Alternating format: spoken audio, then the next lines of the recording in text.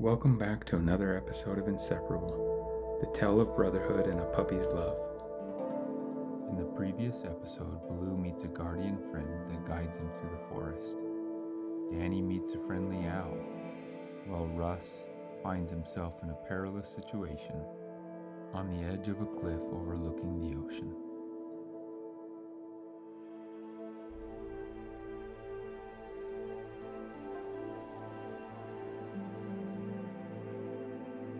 As Baloo and Duke walked deeper into the forest, Baloo noticed that the trees were growing taller, and the path was getting narrower. Suddenly, Duke stopped in his tracks. Perched ahead sat a fox.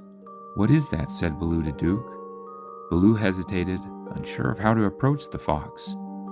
Duke nudged him forward, urging him to speak up. "Hello?"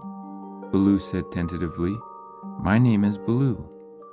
The fox turned to face them, her eyes sharp and observant. She studied Baloo for a moment before speaking. "I am Mrs. Fox. You seem lost," she said, her voice calm and steady. Baloo nodded, relieved to have found someone who might be able to help him. He explained his situation to the fox, telling her about Russ and Danny and his journey through the forest. The fox listened intently, nodding along as Baloo spoke.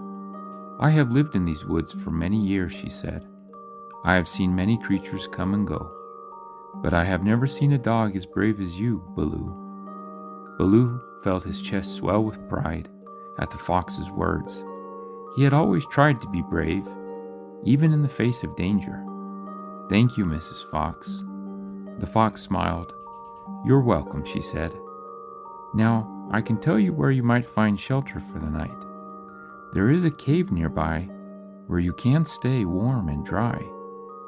Baloo and Duke exchanged glances, relieved to have a place to rest. They set out on a mission to search the forest for the cave the friendly fox had described, their hearts filled with a sense of anticipation for what lied ahead. Back on the cliff, Russ had fallen asleep from exhaustion. He was so tired from that fall, it took so much energy from him. As he lay there on the cliff, he dreamt of Baloo, the times when they had played together, the times when he was most happy.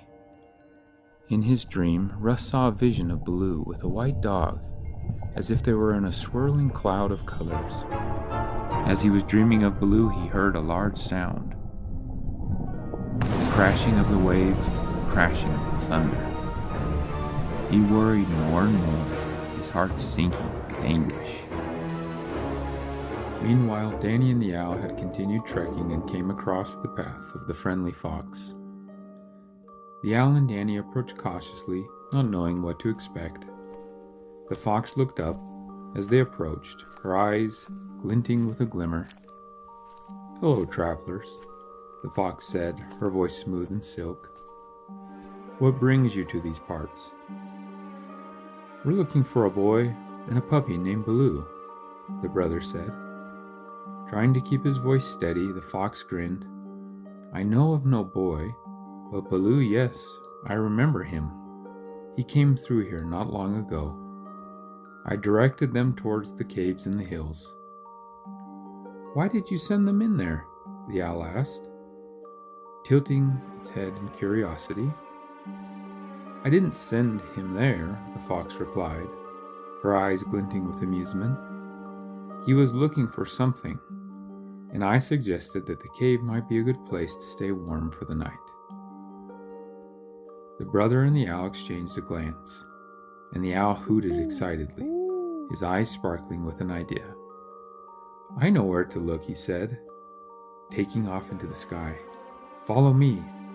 Surprised by the sudden burst of energy from the owl, Danny quickly followed the owl's lead, trusting that he knew what he was doing. The owl had known the cave to be dangerous, as it was inhabited by a fierce dragon. Danny said to both the fox and the owl, "If Baloo is in there, I have to go rescue him." Meanwhile, Baloo and Duke trekked for hours, crossing streams and climbing hills, until they finally stumbled upon a small cave. As Baloo and Duke entered the cave, Baloo felt a strange sensation wash over him, and without thinking, Baloo and Duke ventured deeper into the cave. The walls started to pulse with vibrant colors, morphing and melting into a display of swirling shapes and patterns. Baloo's senses were overwhelmed by the transformation of the once dark cave. Suddenly, they emerged into a vast, otherworldly landscape, filled with towering mushroom trees and fluorescent flowers that glowed in the dark. Baloo couldn't believe his eyes as he wagged his tail in excitement. "Duke, can you believe this?" Baloo barked. "It's like we've stepped into another planet." Baloo turned to take in the landscape. "I can't wait to see what else is out here. Let's keep going." As he and his guide, Duke, made their way through the strange new land, they encountered talking trees, mischievous squirrels, and a glittering stream teeming with magical creatures. Baloo's eyes widened with amazement as he soaked in the wondrous sights and sounds around him. It was like he had stepped into a storybook filled with endless adventure and excitement. He couldn't wait to see what other enchantments awaited him on this incredible journey. They encountered fairies with shimmering wings, unicorns with sparkling horns, and even a friendly dragon who offered them a ride on his back. In the next episode, Baloo, Duke, and their dragon friend discover a new world full of friendly creatures that invite them to play and have fun. Their dragon friend doesn't have a taste for meat, but for marshmallows, and Baloo drifts asleep, happy as can be, while meanwhile, Danny searches and discovers the cave, not sure of what he will find inside.